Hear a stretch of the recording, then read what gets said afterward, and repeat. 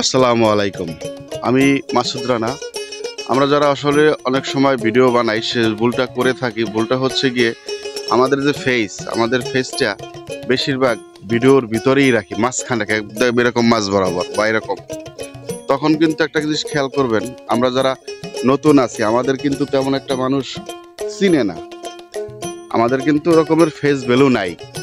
শুধু শুধু আমরা যখন ভিডিও বানাবো অবশ্যই ভিডিওর 70% আপনার অন্য অন্য সুন্দর সুন্দর দৃশ্য দেখানোর চেষ্টা করবেন। আর হচ্ছে নিজেকে রাখবেন, এমন না যে রাখবেন না, খুব কম রাখবেন আর কি।